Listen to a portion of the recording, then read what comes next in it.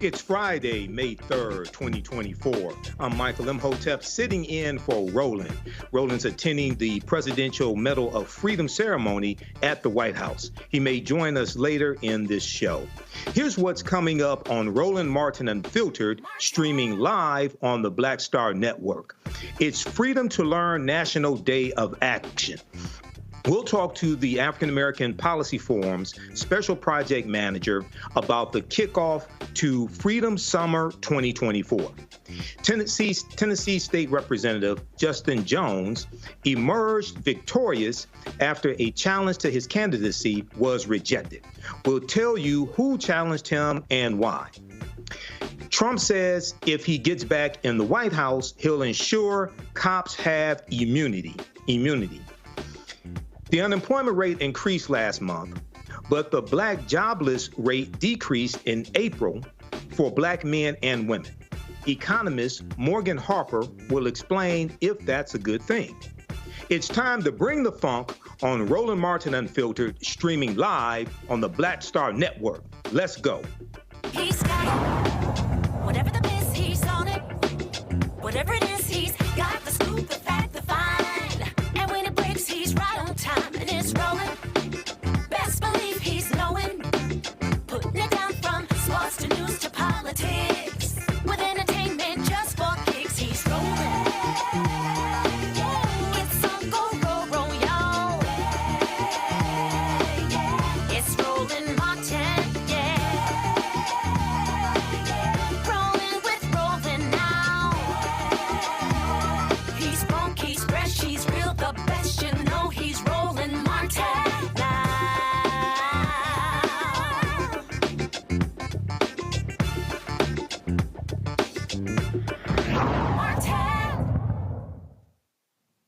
Civil rights leaders took time today to proactively defend the freedom to learn, which is essential for education, racial justice, and democratic values.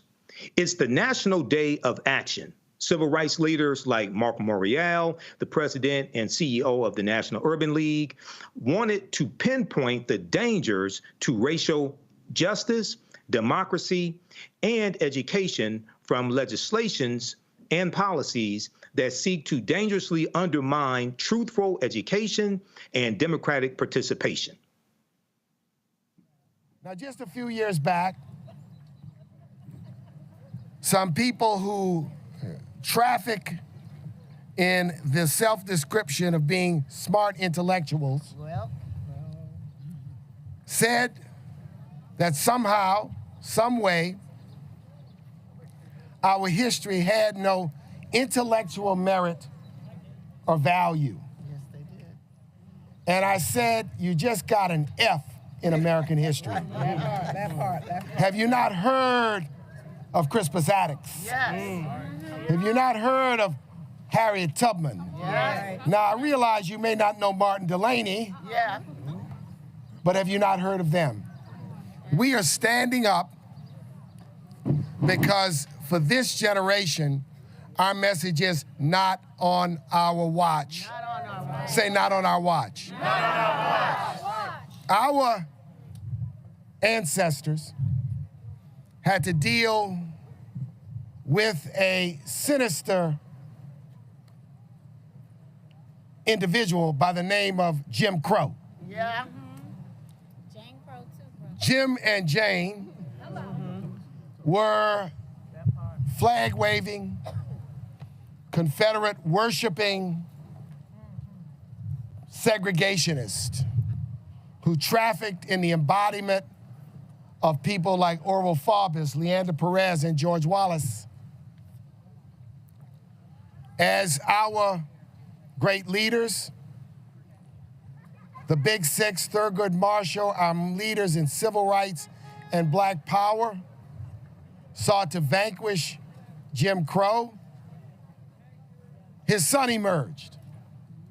His son was named James Crow Esquire. James wore a suit. James had spectacles on. He had a pocket watch. And he spoke in respectable language. But his intentionality was absolutely the same. James Crow Esquire now has a son by the name of Jimmy Crow. Jimmy Crow carries tiki torches. Jimmy Crow shows up in places like Charlottesville and the Capitol with Confederate flags and flags of others, trumpeting the same old sauce as James Crow and Jim Crow. Make no mistake about it, Jimmy Crow is not a nice guy. Jimmy Crow wears no suit. Jimmy Crow doesn't pretend to be respectable. But what Jimmy Crow wants to do is suppress our votes, suppress our history, suppress the rights of women to control their own bodies. Jimmy Crow is real. Standing behind Jimmy Crow are moneyed individuals under the aegis of, and you all should understand, Project 2025. Talk about it. Tell it. Which are people with money and power in this country who are going to try to hide behind a screen while they pump millions and billions into voter suppression, history suppression, That's right. human rights suppression That too. in this country. To fight a battle, we must understand our power, but we must understand our adversary. We must understand that they are serious and they're playing long term. Joining me now is Dr. Corsonia Wise Whitehead, the Special Project Manager for the African American Policy Forum and the Superintendent for Critical Race Theory Summer School 2024. How you doing today, Dr. Corsonia? Thank you so much, Michael, for allowing me to join you today as you sit in for Roland Martin. This is exciting. Oh, thank you. I think this is my 5th time sitting there for Roland. This is another time where Sigma comes to save an Alpha, but we're going to leave that to the end of the And then show. bring the Delta along for the ride, right? Absolutely, absolutely. Well, you know, this is something that's very important when we talk about Freedom Summer 1964. You had African Americans and white people from the North going down south to help register African Americans to vote. And we know that was very dangerous work in Mississippi in 1964. So talk about the turnout today. Talk about, give us some of the reasons why this is so important in 2024 when we are dealing with voter suppression coming out of Georgia and other former Confederate states, and when we are dealing with some people who are apathetic about the 2024 election as well. Thank you so much for that question. So where we are now today at the end of our 2nd annual National Day of Action is we are building this bridge leading toward Freedom Summer 2024. We know that with Freedom Summer 1964, it was about getting people registered to vote. It was about joining together to fight against Jim and Jane Crow. It's about standing up and making your voices heard. We are now here in 2024 in the midst of book banning, in the midst of the work to suppress the histories of Black and brown people and people from the LGBTQIA communities. And we're saying we will not go back. We will not make a U-turn. We actually have to push forward. And today was our line in the sand, again, saying we are not going to stop pushing back against the work that's being done to suppress us. So this is the beginning of our long-term summer-wide effort to raise up the importance of the Freedom to Learn and the Right to Learn campaign.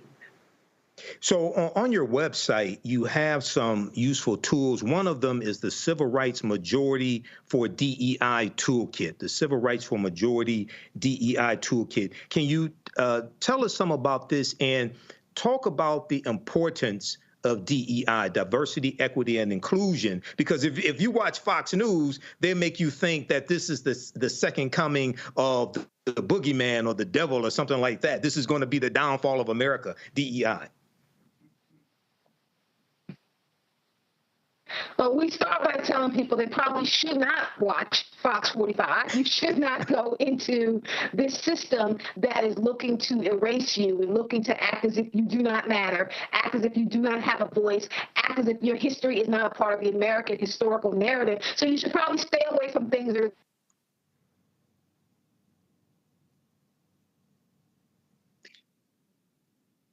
Okay, I'm going to go to my panel here.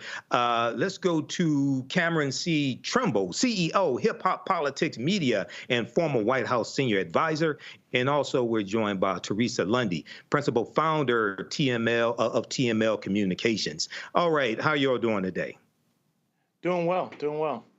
All right, excellent. So I want to go to Teresa first, then I'm going to go to Cameron, and then we'll go back to Dr. Carsonia. So, Teresa, what questions do you have for Dr. Carsonia, and what take do you have on this Freedom Summer 2024 that we're dealing with? Freedom to Learn National Day of Action. This is the second annual one.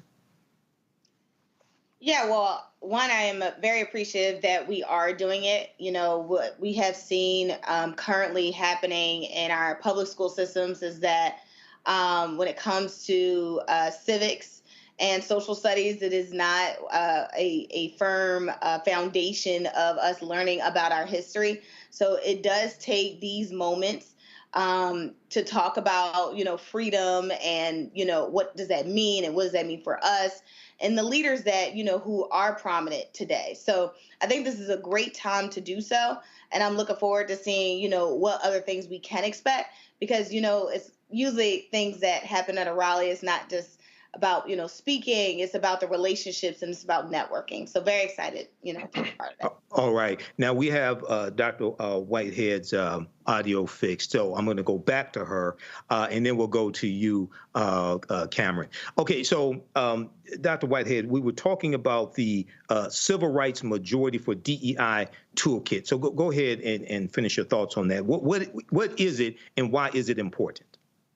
Thank you so much. So the resources that we have on our website, including the Civil Rights Majority Toolkit, is designed to help people understand what the work is around DEI, diversity, equity, inclusion, about why it is important, about why they're trying to suppress it, and about the ways they can bring it into either their own curriculum, bring it into their own household, or bring it into their own teaching and understanding. So we have laid out these resources so that people can partner with us as we march into Freedom Summer 2024, as we get ready for our Critical Race Theory Summer School, which is going to take place the last week of July. But all of this is designed to get people focused on what the bigger issue is, which is about the heart and soul of America and about this fight for democracy. Okay, now also on your website, you have an information page that talks about what DEI supporters need to know about Project 2025. And I've been talking about Project 2025 here on Roland Martin Unfiltered, as well as on my show, the African History Network show. And I've heard a number of African Americans say things like, well, we survived 4 years of Donald Trump. Could it get much worse?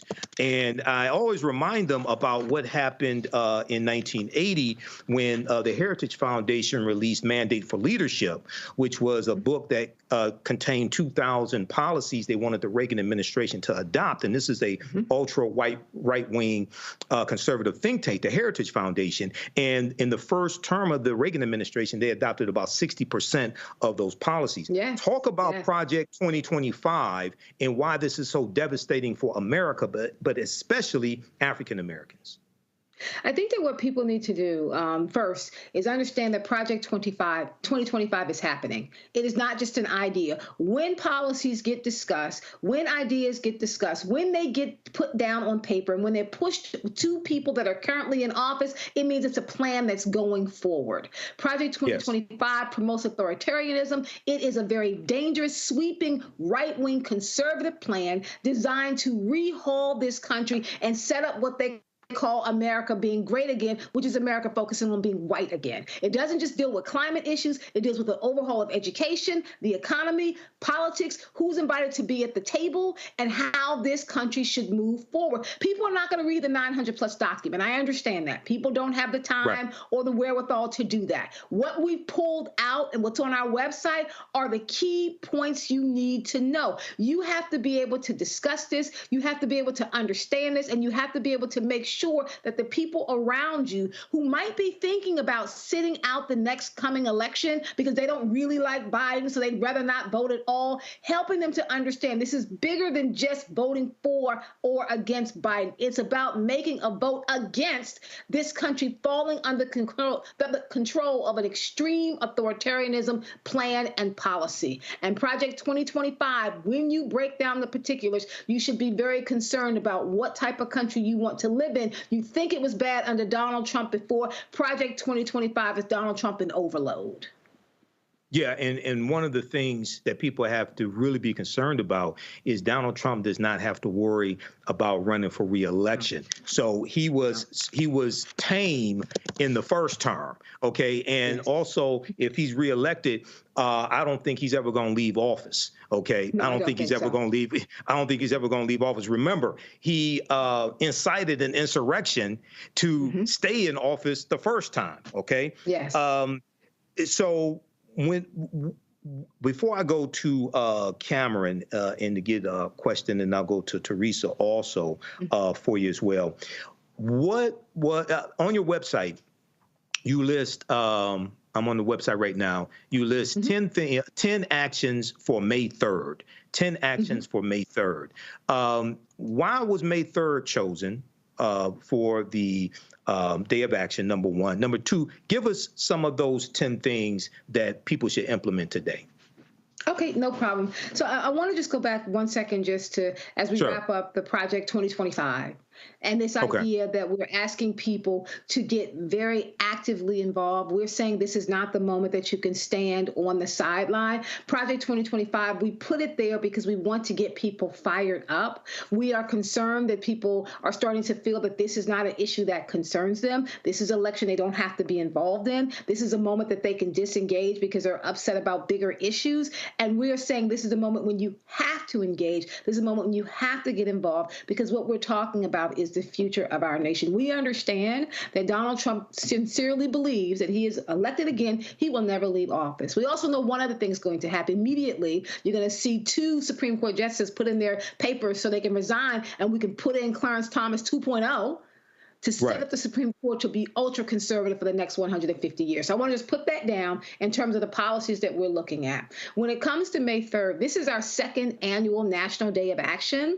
We started with this last year, where we had over 120 activations happening around the country. We had teachers and parents, professors, we had educators, we had pastors with civil rights organizations joining with us to say we are going to stand up and protect the freedom to learn. So we went back to May 3rd because it is the 2nd annual, and we've asked people to join with us and do things that are both kind of low-hanging fruit and something that's a little bit higher. So some of the things that we were asking people to do for May 3rd is to take a picture with the banned book and tweet that out. Go to hashtag Freedom to Learn or hashtag Freedom Summer 2024 and just show people that you read banned books. You may try to read banned books. You can't ban knowledge. You can't ban us. And then we said you can turn your environment into a freedom school, where you're actually sharing these banned books. You're dropping them off at beauty parlors and barbershops. You can take your church and turn it into a Freedom Sunday and share the information about what we're doing. We are making the argument that as we start today, every single environment, from schools to pulpits,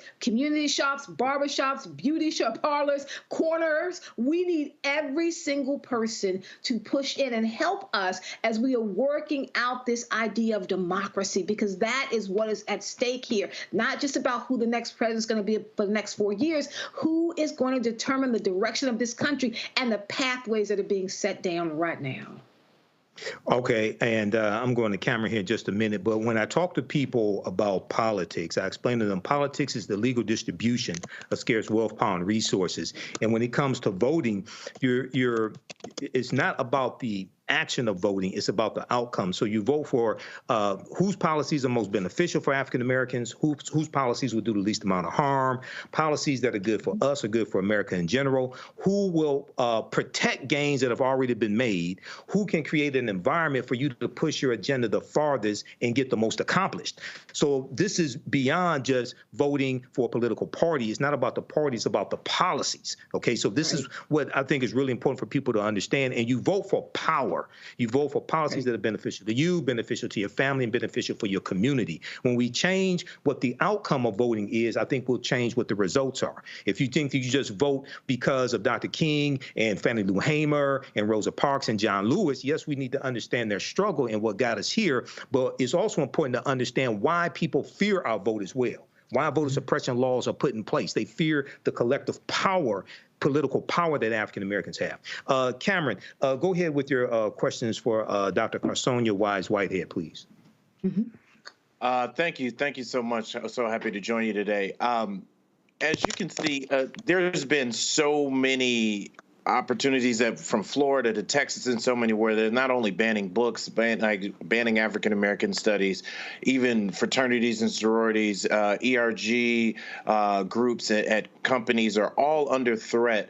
And I think they're just stripping away and trying to raise a whole nother generation who are ignorant of our history, taking the word slavery out of books and out of learning.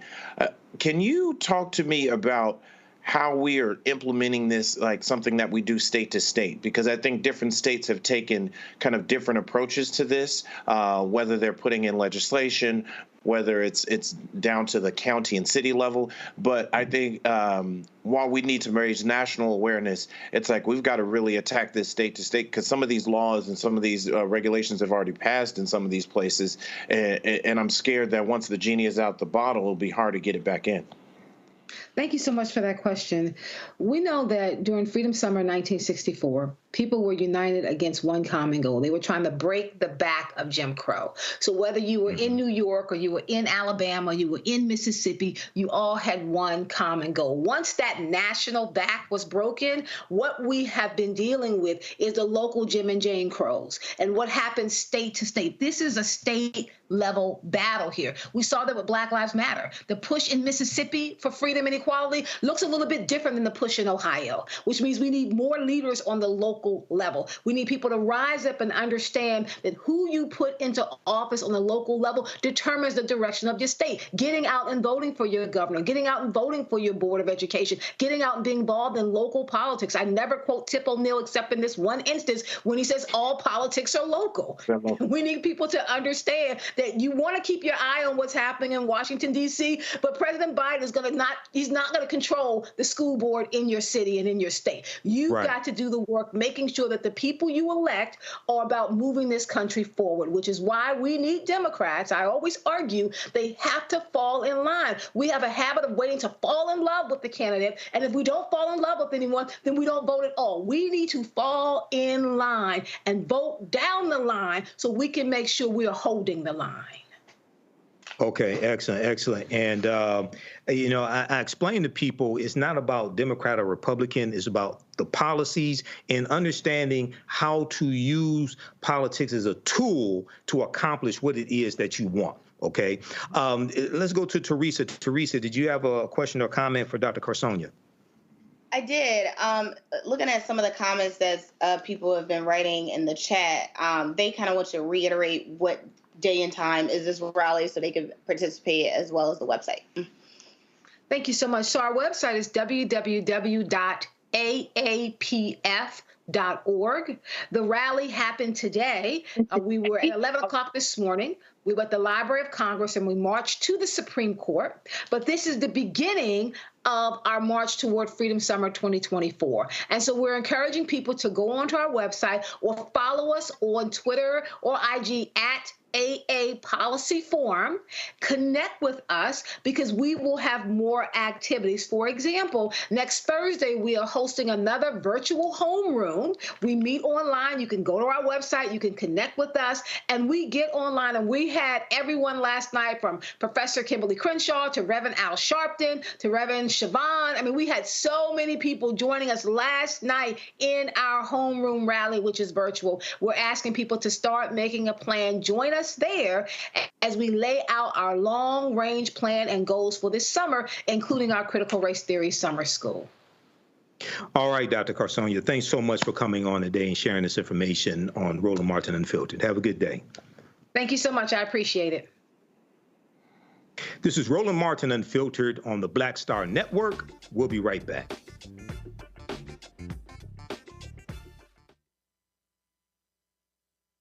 First, President Barack Obama's road to the White House. We got about 500 copies of the book available. And so this actually is all of the coverage of the 2008 election. But the other thing is this here. I talked to folks like Malik Yoba, Hill Harper, Erica Alexander, Kevin Lau, Spike Lee, Tatiana Ali. But there's a lot of behind-the-scenes stuff in here as well, where I talked about some of the stuff that went down at CNN. Also, when you go through here, a lot of the photos that you see in here, photos that I actually shot, photos that were my time at CNN. And so what I decided to do, because one, I published the book and I own it myself, is that so I said, you know what, I'm going to slash the price to $10. And so we're going to have shipping and handling, $5.99. I'm going to personally autograph every copy. I'm not reprinting the book. So once we are sold out of these 500, that's it. They're gone. So you can go to RolandSMartin.com/the-first to get a copy of this book. Everybody who orders this book through the website, not on Amazon, only through RolandSMartin.com, I will personally autograph and mail you a copy of this book. It's all of the coverage, the actual interviews that I did with him. And just to show you, of course, when it came out, there's actually even in here the interviews that I did with him and Michelle Obama, which won TV One cable networks its first 2 NAACP Image Awards. And so all of that for $10. Shipping and handling is $5.99. So go to RolandSMartin.com the first and order your copy today. Hi, I'm Dr. Jackie of A Balanced Life. Think about the men in your life and ask yourself these questions. Who are their male role models? Who can they turn to for advice to learn about what manhood is all about? On our next show, we talk about why male mentoring is so important to men of all ages. Actor Dondre Whitfield leads an all-star cast and panel to answer these and many other probing questions. A woman can't teach you how to be something that she's not. That's on the next A Balanced Life with Dr. Jackie on Black Star Network. This is Essence Atkins. It's the Love King of R&B, Raheem Devon. It's me, Sherry Shepherd, and you know what you watch. You're watching Roland Martin Unfiltered.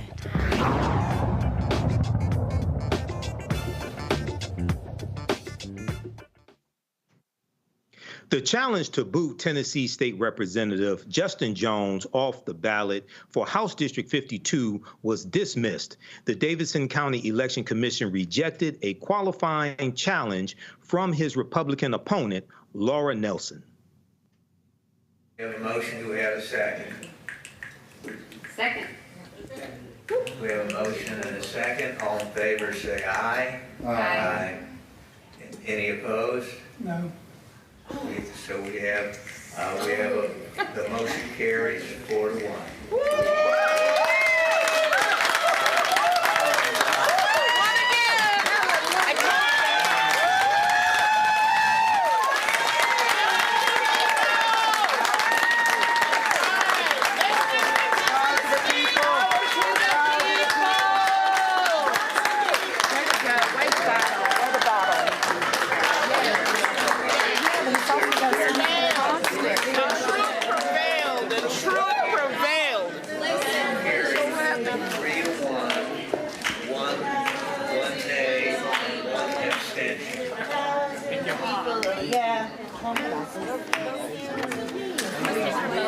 Thank you. Oh my God. Unless the commissioners object, I call for the 5-minute The truth is powerful and it prevails. The truth is powerful and it prevails. I mean, this was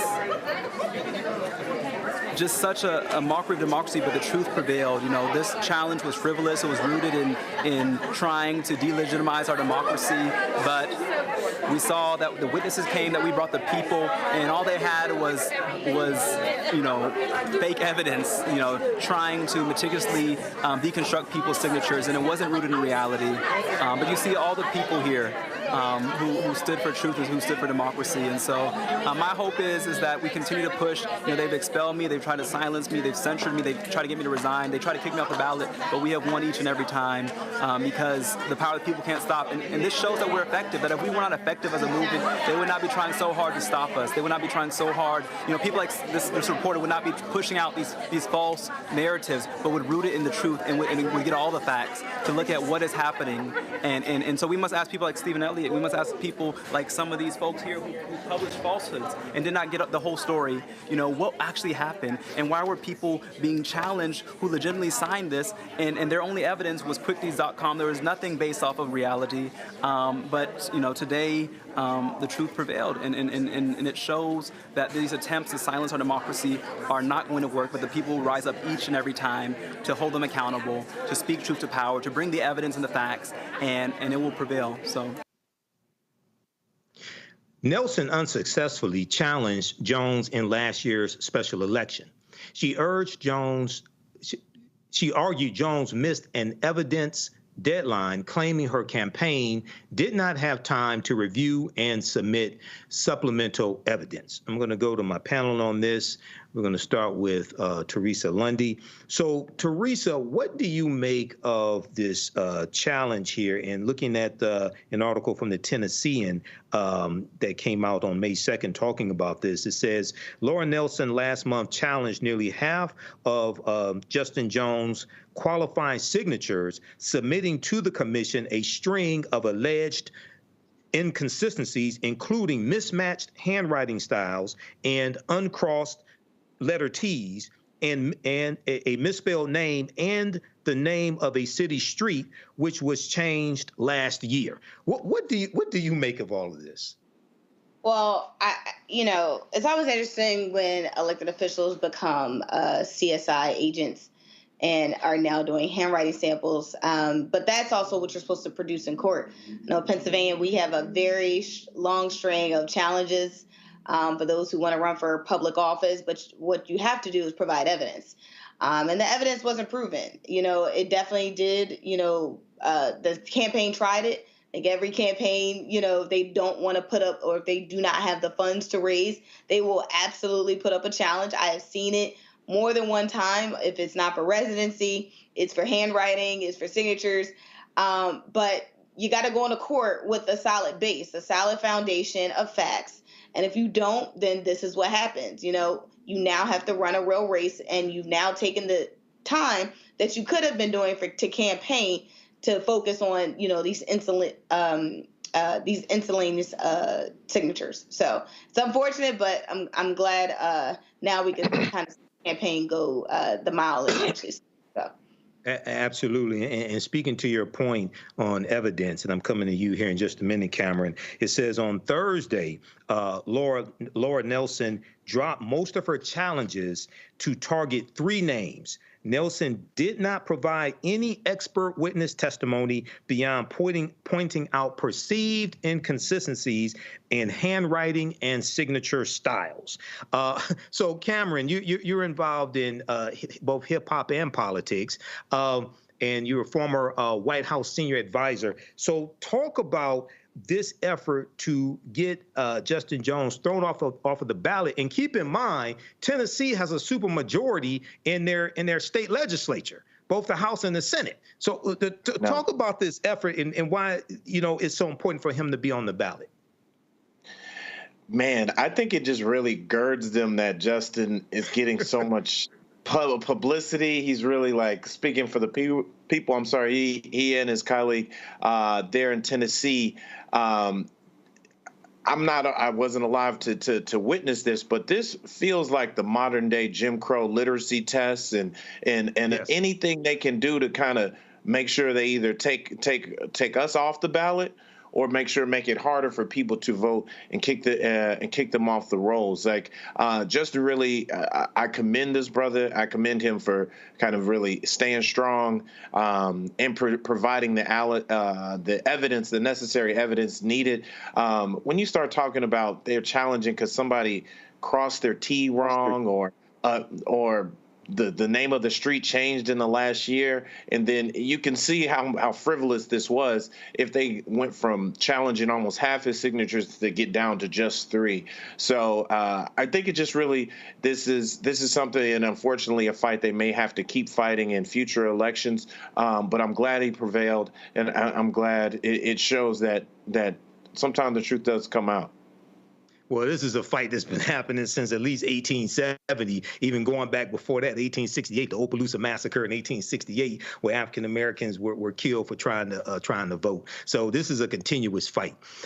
All right, Roland Martin Unfiltered will be right back after this break. You're watching the Black Star Network. Fanbase is pioneering a new era of social media for the creator economy. This next generation social media app with over 600,000 users is raising $17 million, and now is your chance to invest. For details on how to invest, visit startengine.com/fanbase or scan the QR code. Another way we're giving you the freedom to be you without limits. On the next Get Wealthy with me, Deborah Owens, America's Wealth Coach, the wealth gap has literally not changed in over 50 years, according to the Federal Reserve. On the next Get Wealthy, I'm excited to chat with Jim Castleberry, CEO of Known Holdings. They have created a platform, an ecosystem to bring resources to Blacks and people of color so they can scale their business. Even though we've had several examples of African Americans and other people of color being able to be successful, we still aren't seeing the mass level of us being lifted up. That's right here on Get Wealthy, only on Black Star Network. Fanbase is pioneering a new era of social media for the creator economy. This next generation social media app with over 600,000 users is raising $17 million, and now is your chance to invest. For details on how to invest, visit startengine.com/fanbase or scan the QR code. Another way we're giving you the freedom to be you without limits. Hey, it's John Murray, the executive producer of the new Sherry Shepherd Talk Show. This is your boy, Earthquake. And you're tuned in to Roland Martin Unfiltered.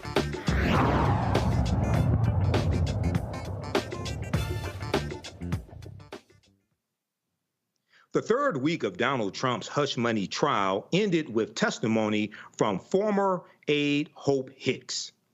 The former White House communication director testified that she traveled with him, quote, almost every day, end quote, during his campaign. The prosecution's questioning focuses on the infamous Access Hollywood tape. Hope Hicks recounted her reaction to learning of the Hollywood tape.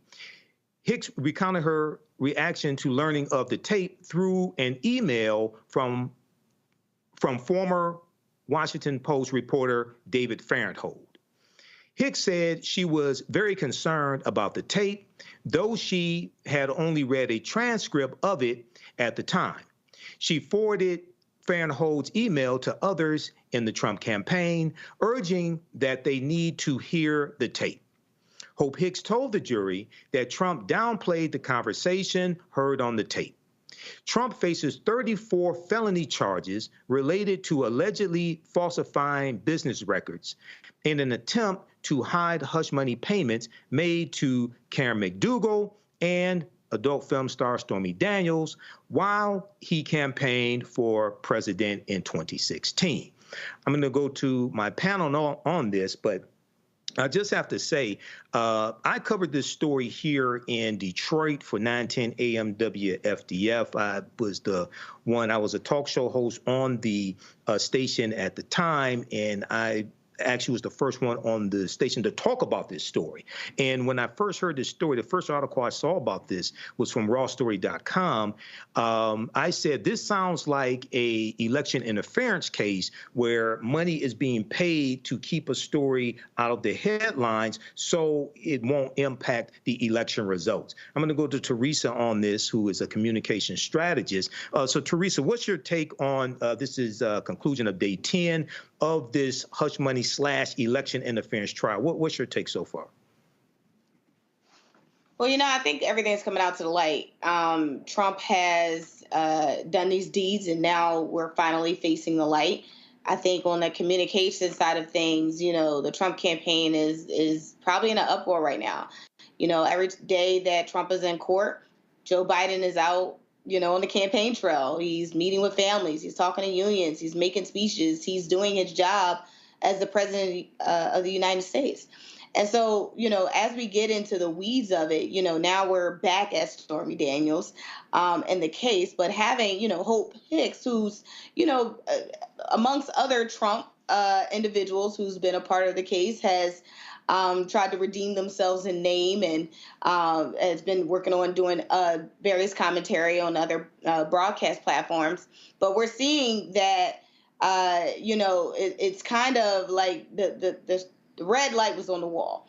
And so she wanted to do, her job in the comm space to let them know, like, hey, you might want to listen to the details of this because we're not being fed all of it. That way you can make and process the right communication strategy. So she was doing her job, but I also think she don't really know what she signed up for. And so she was trying to give the heads up. Now she's on the stand trying to tell everybody else, hey, you might want to, help us along here and listen to the full thing yourself. Absolutely. And one person who has been spilling the beans on basically everything that's been going on is Michael Cohen as well, who was Trump's fixer, as Michael Cohen describes himself. So Cameron, what's your take on this? And you were a senior advisor in the White House as well. I take it was the Obama administration, right? I think you're muted. I can't hear Cameron. I hope it wasn't the Trump administration. Okay. Yeah, no, I'm sorry. Both in the Biden White House and on the Biden 2020 Harris campaign. I was actually. Yeah, we were the Trump campaign. Wasn't the Trump White House. I just want to make sure everybody knows that. Okay, I'm sorry. I don't know who came in to do that. No, I would say this. I think we're getting closer to the actual crime. I know this is good theater, good TV, and people are just trying to there's been a lot of interest in tuning in, but I think I don't want the theatrics to get lost here, that a crime was committed, that they did falsify records. I mean, they had over 34 counts against Trump just on this hush money trial alone. And I also don't want to downplay and don't want the media or people to downplay the seriousness of a crime such as this. But I think having a Hope Hicks, who was admittedly and as one of the most closest advisors to the president during the campaign season and during that, to be able to fully come forth and testify. I mean, it's just lining up time and time again that Trump's complete disregard for the law, Trump's complete disregard for the authorities, or even election laws and how to move his money and so forth. Like that, it's lining up. But I just really hope that it's not lost on the American people, or as they may hope, take what comes from this trial, and then that impacts how they decide to vote in the fall. That, like, we literally have a full-blown criminal who is admitted to more criminal acts that he wants to do in the future on trial for president. So to that point, I'm really glad that I've really been tuned in every day on this. Okay, excellent. And also we know that Judge Merchan hit Donald Trump with a $9,000 violation for violating the gag order. According to NBC News today, Donald Trump paid that on Thursday. The $9,000 fine. He used a cashier's check, paying one amount of $2,000 and another of $7,000, and it was paid to the court clerk. I'm not sure how many pairs of those ugly gold sneakers he had to sell, or how many of those Trump Bibles that he's never read. He should start reading the 10 Commandments. I'm not sure how many of those he had to sell to raise this $9,000. But you know, this is, I think this is a clear line in the sand drawn by Judge Juan Merchan, that if you cross this line, there are going to be consequences, and you can end up sitting in jail, whether it's an hour, whether it's a day, whether it's a week. What are your thoughts on this, Teresa? Yeah, I mean, we all should be following the law, especially those who aspire to run for the president of the United States. You know, I'm always interested in the talking points that the team comes out with. You know, we've heard that this has been a witch hunt, when really it's only a witch hunt if you didn't commit these crimes, which you did, right? You did pay Stormy Daniels off. You did pay, you know, Michael Cohen off. He was your fixer. And now that people are doing a tell-all, and because Michael Cohen didn't get his attorney general position, they're all out for blood. So it is what it is. You don't take care of your people. Right. You commit crimes, you know, and then you want to run for public office where your job is to serve the people with integrity, then this is what happens. So if you have to pay the fines, right, if you have to, you know, go to court, if you have to be, you know, you're the most famous person in the U.S. and probably internationally, license holder in terms of their name, Trump name being a household brand.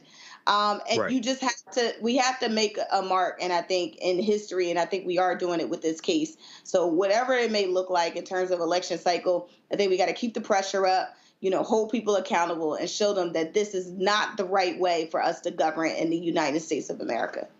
Absolutely. Well, the reason why I would call it a witch hunt is because they keep finding witches. Roland Martin Unfiltered will be right back here on the Black Star Network.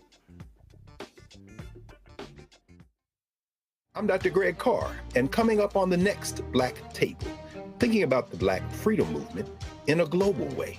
Dr. John Monroe joins us to discuss his book, The Anti-Colonial Front, which maps the social justice movement in the United States and its impact internationally, from Asia to Africa, and how movements like anti-communism were used to slow down racial equality, like critical race theory today. Critical race theory today, communism back then, that's essentially mobilized to shut down any challenges to a given system of power. Connecting the civil rights movement to colonialism on the next Black Table, exclusively here on the Black Star Network. Grow your business or career with Grow with Google's wide range of online courses, digital training, and tools. Gain in-demand job skills with flexible online training programs designed to put you on the fast track to jobs in high-growth fields. No experience is necessary. Learn at your own pace. Complete the online certificate program on your own terms. Stand out to employers, get on a path to in-demand jobs, and connect with top employers who are currently hiring. Take one professional career certificate program or all 6. Earn a Google Career Certificate to prepare for a job in a high-growth field like data analytics, project management, UX design, cybersecurity, and more. All professional career certificate programs must be completed by December 31st, 2024. Scan the QR code to complete the application. There are 1,000 scholarships available. Grow with Google and J. Hood and Associates. Be job ready and qualify for in-demand jobs. Carl Payne pretended to be Roland Martin. Holla! You ain't got to wear black and gold every damn place, okay? Ooh, I'm an alpha, yay. All right, you're 58 years old. It's over. And you are now watching Roland Martin Unfiltered. Uncut, unplugged, and undamn believable.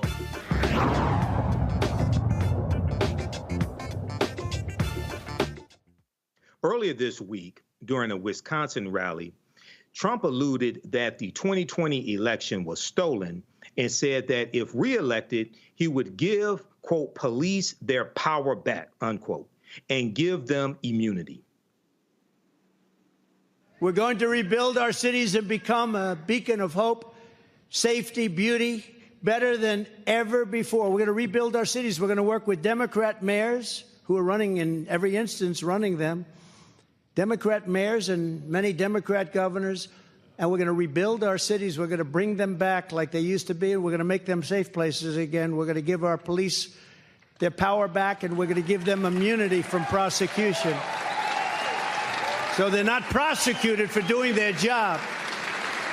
We'll take over the horribly run capital of our country, Washington, D.C., and clean up, renovate, and rebuild our capital city so that it's no longer a nightmare of murder and crime, but rather it will become the most beautiful capital anywhere in the world. On day one, I will sign a new executive order to cut federal funding for any school pushing critical race theory, transgender insanity, and other inappropriate racial, sexual, or political content onto the lives of our children. I will not give one penny to any school that has a vaccine mandate or mask mandate. I will fully uphold our under siege Second Amendment. It is under siege like never before. We will protect innocent life, and we will restore free speech rapidly. And I will do something that's very important to me, maybe more important to me than any other person in the world. I will secure our elections, because you know what happened in 2012. Our goal will be one-day voting with paper ballots, proof of citizenship, and voter ID. All right, so I'm going to go to my panel on this to deal with this fantasy land that Donald Trump lives in. I'm going to go to you first, Cameron. What are some of your thoughts on these comments of Trump and his plan for 2025? I'm actually quite scared. I mean, quite frankly, I'm scared. To have a major party candidate literally with a complete disdain for the Constitution, literally telling us and putting it in plain sight his focus on an authoritarian rule. When you start talking about giving police immunity, that's one thing. But when these also a Time magazine article came out this week where he really outlined some of the horrifying things he plans to do once he's in office, kind of using the National Guard and the military as his own personal police force, the ability to say cut federal funding from schools. He's using all the dog whistles and all the things that he hoped gins his base up with transgender and critical race theory, and then all the things that he plans to do in terms of cutting aid and funding and help overseas. Like, not only would America really be in trouble, like the world will be in trouble. We have been a pillar of democracy, and through right or wrong through this country's history, we've at least had presidents who at least on the front lines and things they would say have a respect for our laws of the land. But to literally be able to utilize and say, like, hey, I'm going to use police, National Guard, military to mass deport folks, to quench any uprising. And you mentioned earlier in the show, he might not even want to get out of office again. He's not going to want to leave office. He didn't want to leave the first time. Okay, he didn't want to leave the first time. So, Donald Trump talks about crime rising in America, but that's actually contrary to the actual data. NBCnews.com, as well as other major news outlets, have an article from March 19th, 2024. The U.S. crime rate is still dropping, FBI data shows. And we see that the national crime rate has been declining each year that President Biden and Vice President Kamala Harris have been in office. And very quickly, and I'm coming to you next, Teresa, it says the new fourth quarter numbers showed a 13% decline in murder in 2023 from 2022, a 6% decline in reported violent crime, and a 4% decline in reported property crime. That's based on data from around 13,000 law enforcement agencies policing about 82% of the U.S. population that provided the FBI with data through November. Go ahead, Teresa, because for those who think that things cannot get worse, okay, yes, they will under Donald Trump, a second Trump administration.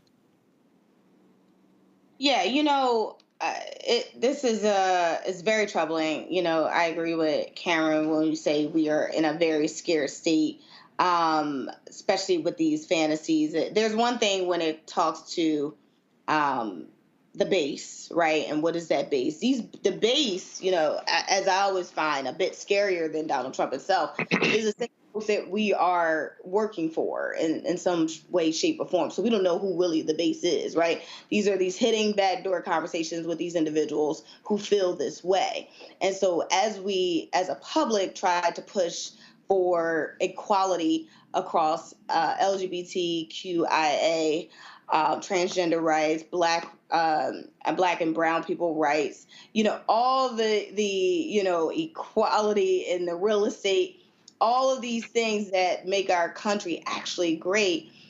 We have someone that is saying we're going to go back to a time where, we were in charge, and as we already know who that is. And so, and our guest earlier kind of already alluded to, it's bigger than, Joe Biden and his election. Yes, we need to vote for him, but here are the reasons why. The reasons why is because we are a united states, and that united feel and that united firm to keep violence down, to actually look at the stats. That's why we're paying for it, right? Taxpayer dollars are paying for these reports. So if we don't believe the reports and we're only believing poll numbers, what are we saying that we're doing? We're doing mismanagement of leadership. So I think there is one, again, we only have a couple months here till November to really get across the finish line with the right elected leaders, and with someone that is, quote, on trial, fighting for their own freedom, fighting, to financially get themselves out of debt. It's right. Not right. Them, it's their team around them. That's something that we all need to really be a participant in terms of coming to an election and making the right decision. Absolutely. Well, we look at the executive order that President Joe Biden did May 25th, 2022 on policing, the second anniversary of the killing of George Floyd, which dealt with policing at the federal level, because based upon the 10th Amendment of the U.S. Constitution, states' rights, the majority of the control over policing is not at the federal level, but it's at the state level. But something that the Department of Justice can do is investigate the patterns and practices of police departments, which is something taking place now under the Biden-Harris administration, which basically stopped under the Trump administration. There was only one investigation into police departments under the Trump administration. And we know when Jefferson Beauregard Sessions III, Donald Trump's first attorney general, became attorney general, one of the first things he did was to stop the investigations in police departments. And he said they were going to take basically a hands-off approach to policing because it was demoralizing police to have these investigations. He said we need to take a hands-off approach. And when you hear Donald Trump talking about immunity for police officers, this falls right in line with that. Go ahead, Cameron, with your, I'm sorry, I went to Cameron already. I went to Teresa. Lastly, I got to tell people, read this fact sheet. I've talked about it before. Fact sheet: the Biden-Harris administration advances equity and opportunity for Black Americans and communities across the country. It's at whitehouse.gov. It's a 36-page document that shows you policy by policy how the policies of the Biden-Harris administration are helping the African-American community. Now, you compare that to what Trump and his cronies are saying, and you look at the 4 years of the Donald Trump administration and compare the two. You don't have to take my word for it. Proper documentation ends all conversation. You're watching Roland Martin Unfiltered on the Black Star Network. We'll be right back.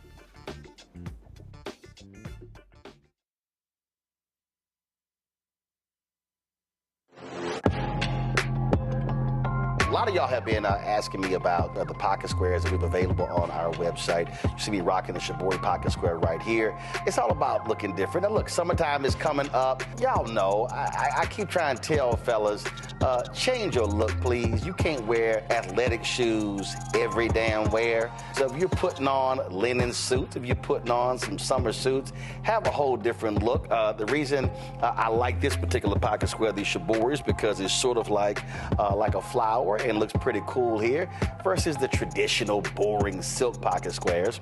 But also I like being a little different as well. So this is why we have these custom-made feather pocket squares on the website as well. My sister actually designed these after a few years ago. I was in this battle with Steve Harvey at Essence, and I saw this at a St. Jude fundraiser. I saw this feather pocket square, and I said, well, I got some ideas. So I hit her, and she sent me about 30 different ones. And so this completely changes your look. Now, some of you men out there, I had some dudes say, oh, man, I can't wear that. Well, if you ain't got swagger, that's not my problem. But if you're looking for something different to spruce up your look, fellas, ladies, if y'all looking to get your man a good gift, I've run into brothers all across the country with the feather pocket squares saying, see, check mine out. And so it's always good to see them. And so this is what you do. Go to RolandSMartin.com/pocket squares. You can order Shibori pocket squares or the custom-made pocket squares. Now, for the Shiboris, we're out of a lot of the different colors, and I think we're down to about 200 or 300. So you want to get your order in as soon as you can, because here's what happened. I got these several years ago, and the Japanese company signed a deal with another company, and I bought them before they signed that deal, and so I can't get access to any more from the company in Japan that makes them. And so get yours now. So come summertime, when I see y'all at Essence, y'all could be looking fly with the Shibori pocket square or the custom-made pocket square. Again, RolandSMartin.com/pocket squares. Go there now.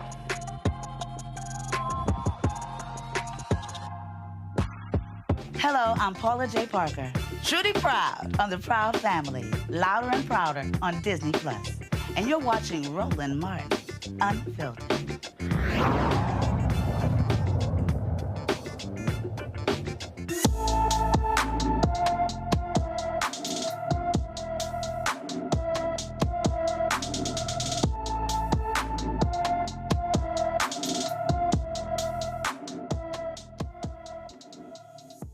Zamaya Strickland has been missing from Pigeon Forge, Tennessee since March 22nd, 2024.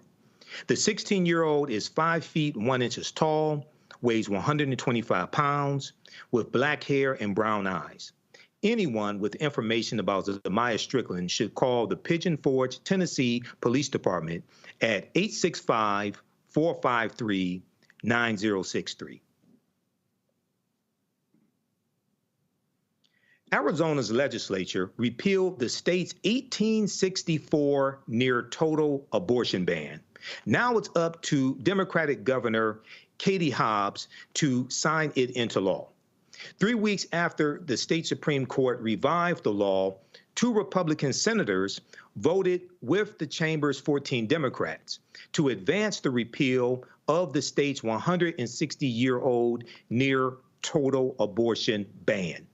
The Civil War era 1864 law prohibited all abortions except in cases when, quote, it is necessary to save, end quote, a pregnant person's life, carried a possible prison sentence of 2 to 5 years for abortion providers, carried a possible prison sentence of 2 to 5 years for abortion providers. The legislation clears the way for the state's 2022 15-week limit to remain state law. However, that does not include exceptions for rape and incest. So I'm going to go to my panel on this, and as a historian, you know, this goes back to 1864, during the Civil War, when slavery was still sanctioned by the U.S. Constitution and still legal in many states. I'm going to start with you, Teresa. So what are your thoughts on this law being repealed, and how did you feel when it went into effect in the first place? I felt that, you know, the woman's voice was not being heard. I felt like men were making choices on behalf of women's rights. I felt like there was a setback. You know, I wasn't alive during the first Roe v. Wade, you know, but I am alive and kicking when the decision was reversed. And, you know, speaking to those that are, you know, in this generation, is daunting. You know, we never thought this day would come.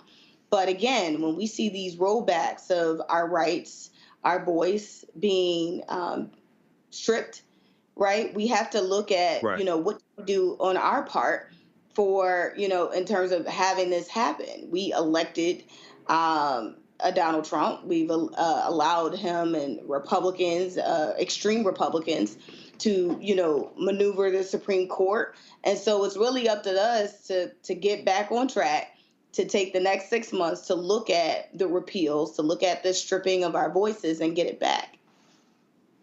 Absolutely. And, you know, this was 1864. So this was before African-American men got the right to vote, which was in 1870 due to the 15th Amendment. This is before white women got the right to vote in 1920, the 19th Amendment. And you see men controlling, and some men have a need to control women's bodies. But this is, I think, is more than just about abortion rights. This is about women's health care. So Cameron, coming to you, what are your thoughts on this repeal, and what role do you think that women's reproductive rights and women's health care will play in the 2024 presidential election, and as well as the down ballot elections? I mean, they're coordinated. They're playing with fire because they're gonna mess around and lose a whole slate of elections in that state of Arizona. I mean, Arizona is considered a battleground state, and it's on the path to victory for whether it's Trump or Biden. Very critical there. But we've seen how this has actually played out in 2022 and in 2023 when reproductive rights has been front and center ever since the Dobbs decision. All these various states that are trying to push really regressive, extremely restrictive laws, not just on abortion and a woman's right to choose, but also on health care, and then criminalizing and throwing doctors in jail and right. Women in jail over. It's just it's ridiculous. But they're off on this. I mean, even Trump himself wouldn't even support this ban and say, hey, I'm not for a national ban, but states should do their own things. But he even said some of the laws that came out of Arizona are a little too strict. And if Trump thinks they're too bad, I mean, what are we doing here? So they're at risk. And I say the Republican Party, even if this wasn't a party decision, this came through the courts, those courts are going to lose Republicans up and down the ballot from the Senate all the way down to these local elections, because we've seen how not only women will galvanize, minorities will galvanize, men will galvanize, because that is a fundamental right for a woman to choose. No matter how you feel kind of about abortion, it's still a woman's choice in her body. And then also the healthcare implications, the banning of Planned Parenthoods and clinics where women don't, it's not just to go to get an abortion, they go and get basic health care. And Arizona is a desert state, so it's not even, healthcare options are not as frequent for so many people who live in the more rural and desert areas of Arizona. So for you to limit those healthcare options and for people just to be healthy, they are at extreme risk of losing a ton of elections on the Republican side there. So absolutely. And Donald Trump's words about taking credit for getting Roe versus Wade banned are, I think, coming back to haunt him. In Baltimore, the body of a fifth person who was missing after the collapse of the Francis Scott Key Bridge more than a month ago has been recovered. The Key Bridge Response Unified Command identified the victim, 49-year-old Miguel Angel Luna Gonzalez of Glen Burnie, Maryland.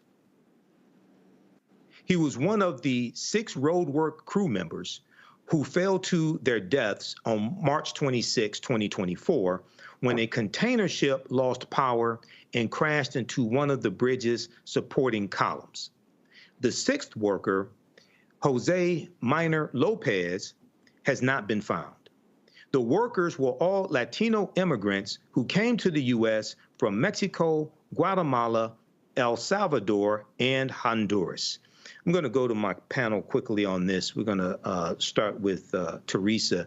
So Teresa, when this incident happened in March 2024, you had Fox News and a lot of conservatives talking about problems with DEI. And then we found out who the people were who were killed. These were Latino immigrants to the country. So then, issues about migration and illegal immigrants, things, all this started coming up. Okay, what are your thoughts on this here?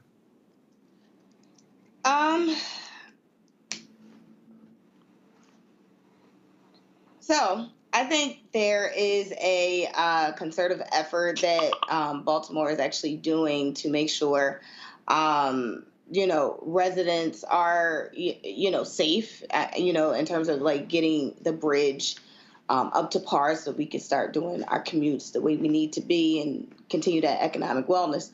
But I do think, it's a misfortunate incident. So, we have another body that's recovered in Baltimore that we don't know, right? But we have the technology to figure out what we can do better and what we can do next. But as of right now, it's unfortunate, we keep finding these things out, but gratefully we're finding it out with technology. Right. Cameron, what are your thoughts on this incident here and the finding of the bodies and where we go from here as well, especially when we talk about infrastructure? Yeah, I would say first, this is a human issue. People lost their lives. Mm-hmm. Immigrant, no immigrant, however they got to this country, this person was put in a hard day's work.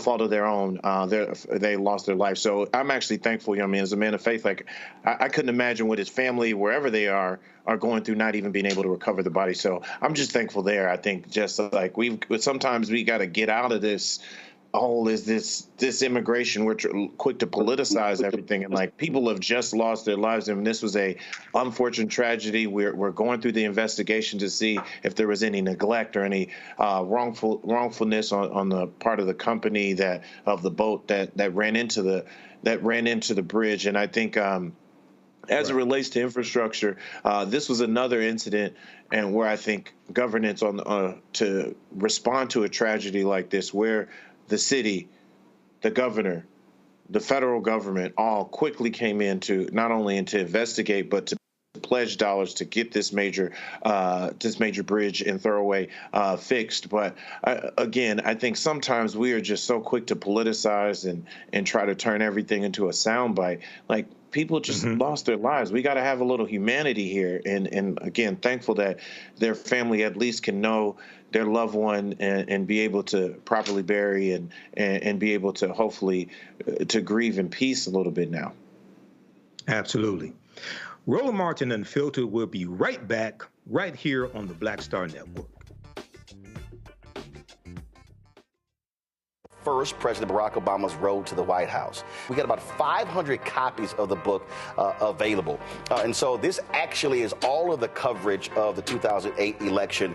But the other thing is this here. I talked to folks like Malik Yoba, Hill Harper, Erica Alexander, Kevin Lau, Spike Lee, Tatiana Ali. But there's a lot of behind-the-scenes stuff in here as well, where I talked about some of the stuff that went down at CNN. Also, when you go through here, a lot of the photos that you see in here, photos that I actually shot, photos that were my time at CNN. And so what I decided to do, because one, I published the book and I own it myself, is that so I said, you know what, I'm going to slash the price to $10. And so we're going to have shipping and handling $5.99. I'm going to personally autograph every copy. I'm not reprinting the book. So once we are sold out of these 500, that's it. They're gone. So you can go to RolandSMartin.com/the-first to get a copy of this book. Everybody who orders this book through the website, not on Amazon, only through RolandSMartin.com, I will personally autograph and mail you a copy of this book. It's all of the covers, the actual interviews that I did with him. And just to show you, of course, when it came out, there's actually even in here the interviews that I did with him and Michelle Obama, which won TV One Cable Network's his first 2 NAACP Image Awards. And so all of that for $10. Shipping and handling is $5.99. So go to RolandSMartin.com the first and order your copy today. I'm Dr. Greg Carr, and coming up on the next Black Table, thinking about the Black freedom movement in a global way. Dr. John Monroe joins us to discuss his book, The Anti-Colonial Front, which maps the social justice movement in the United States and its impact internationally, from Asia to Africa, and how movements like anti-communism were used to slow down racial equality, like critical race theory today. Critical race theory today, communism back then, this essentially mobilized to shut down any challenges to a given system of power. Connecting the civil rights movement to colonialism on the next Black Table, exclusively here on the Black Star Network. Hi, I am Tommy Davidson. I play Oscar on Proud Family, Louder and Prouder. I don't play Sammy, but I could. Or I don't play Obama, but I could. I don't do Stallone, but I could do all that. And I am here with Roland Martin on Unfiltered.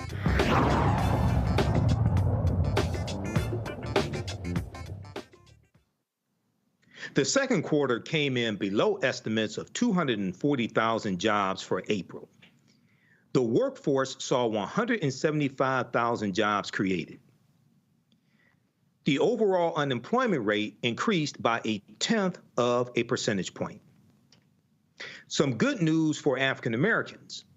The overall unemployment rate dropped as it did for both Black men and women. Morgan Harper from the American Economic Liberties Project is here to break down these numbers.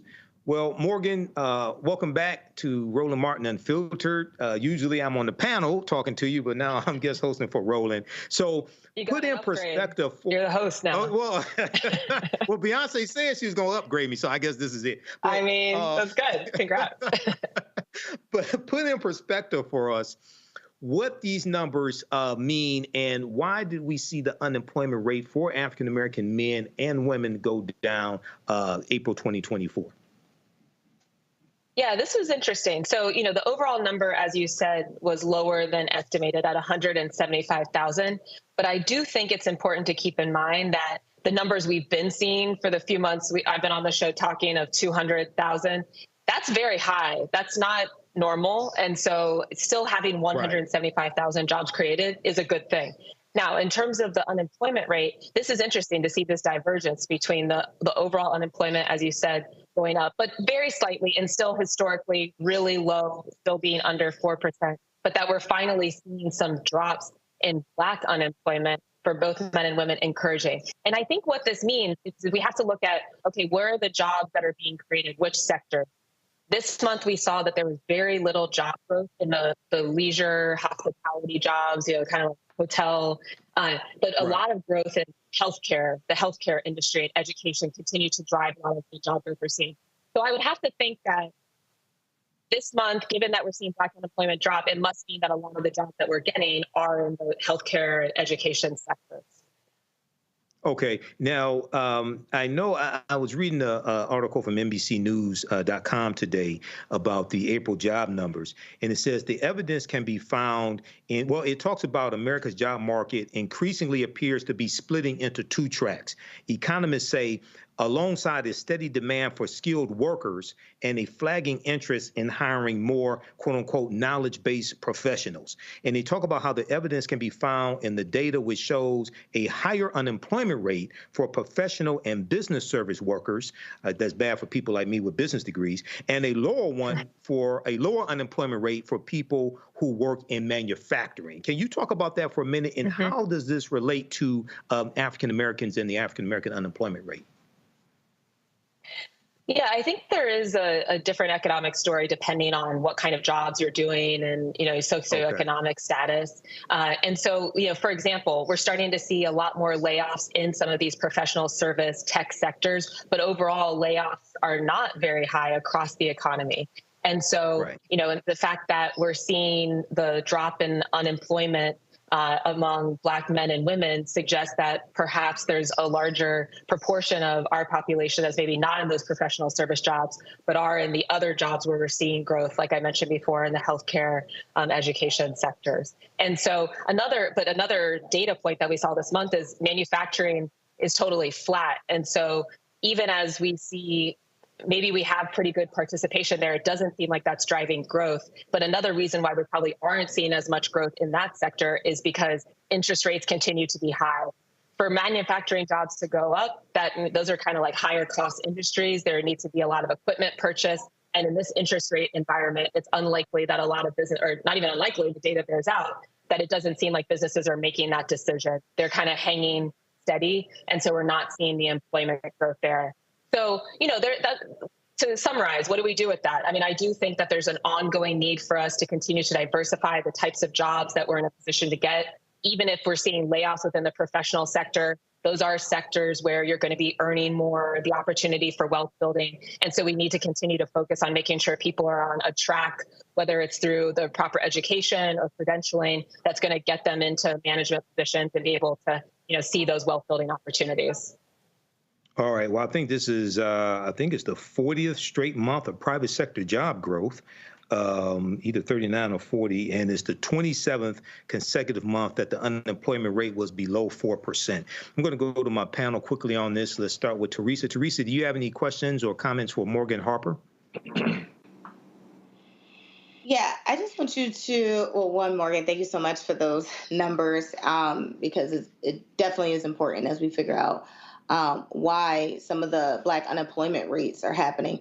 Is your sets also with those who are entering back into the workforce, like if they were formerly incarcerated? Just curious. The data doesn't really get into that, so it's hard to say. But that would be something interesting to look into. And I think that's where we would need organizations that focus on serving that population to probably do some of their own analysis. But I haven't really seen that kind of like national analysis of looking specifically at the reentry population.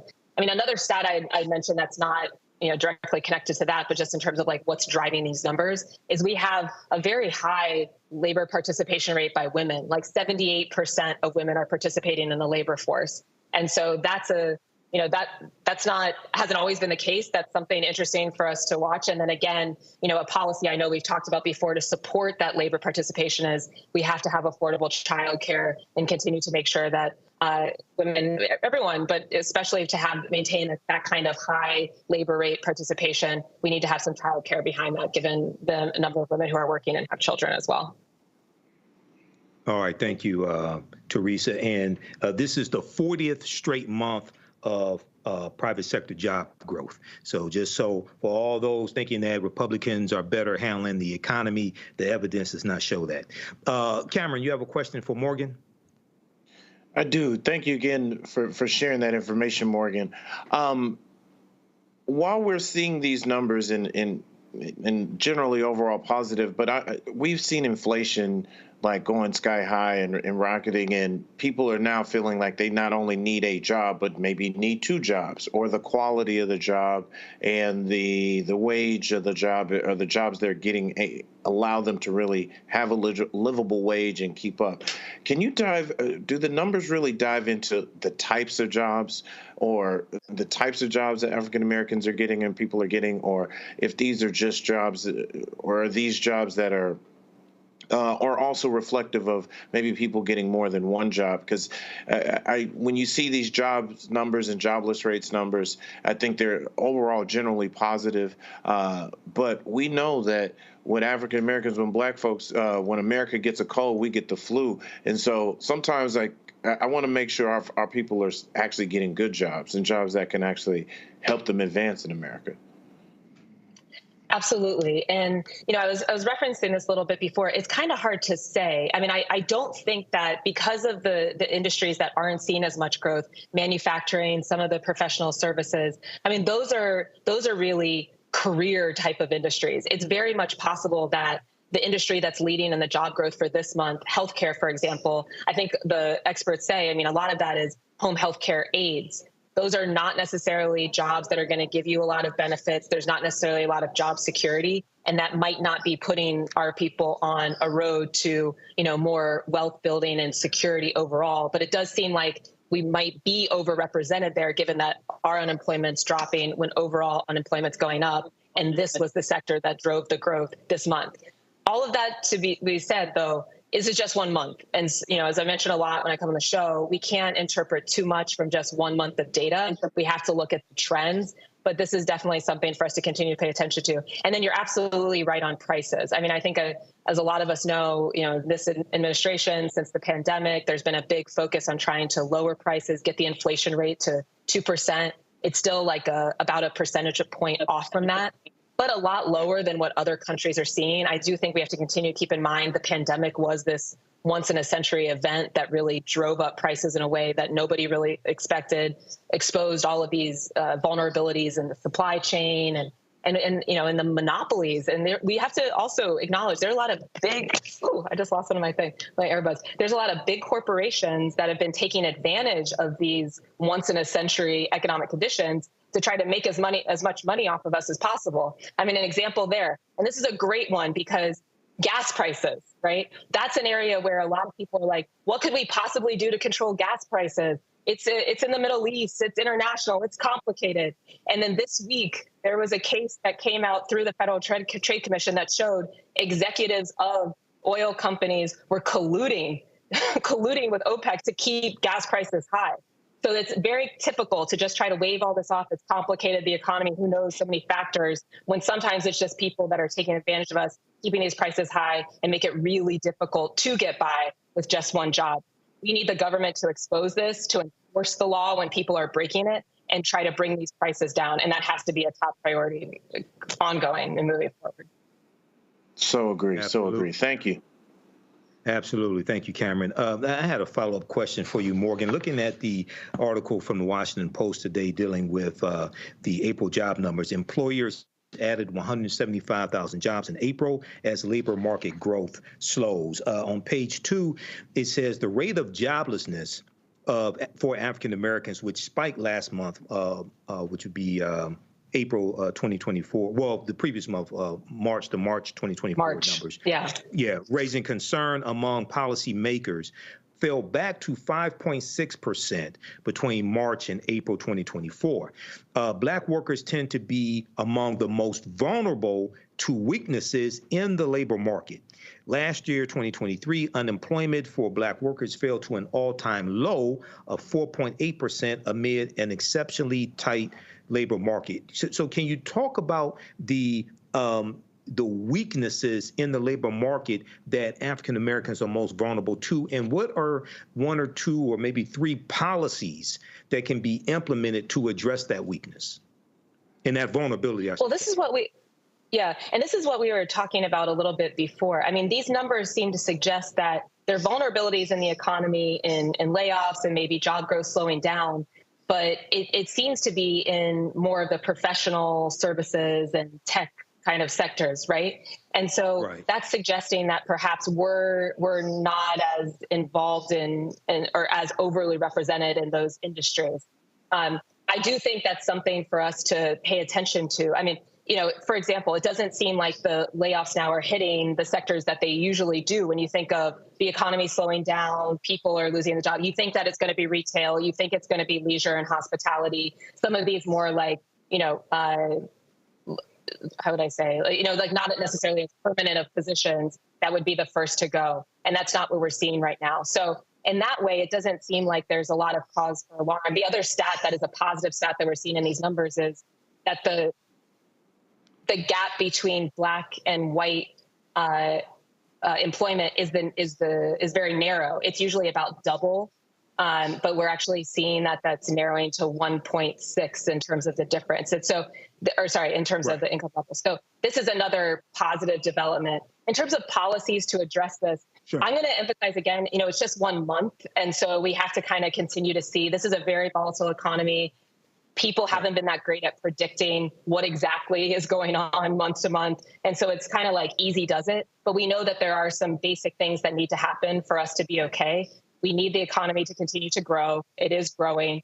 We need to make sure that we're addressing these prices, like the last question that we were just talking about, that is going to hit us more acutely because we don't have the backup of, generational wealth, maybe the savings as much. And so it's very important that our wages are going as far as they can and bring the prices down and enable people to save. And then cutting out the exploitation in the economy that does hit people who are maybe, again, not as affluent. And that involves law enforcement and making sure that we are having, markets. For example, I mean, here's another one I know we've talked about before as well. The grocery prices, trying to make sure that we don't have mergers that are going to raise food prices as well. This all needs to come together to create a situation where we can lead financially stable lives. And we still are on the road to getting there. Right. All right. Thank you so much. Thank you so much, Morgan. Thank you so much, Morgan. Thanks for coming back on Roland Martin Unfiltered to explain that to us. Earlier today, President Joe Biden awarded. Hold on one second. Okay, we have Roland Martin here at the White House. Hello, Roland. Morgan, don't go anywhere. I literally just stepped back into the studios at the White House for the Presidential Medal of Freedom. I do have a question for you, Morgan. So, Vice President Kamala Harris kicked off this Black Economic Empowerment Tour in Atlanta on Monday. She's going to be in Detroit on Monday. I'm going to be traveling with her to Detroit.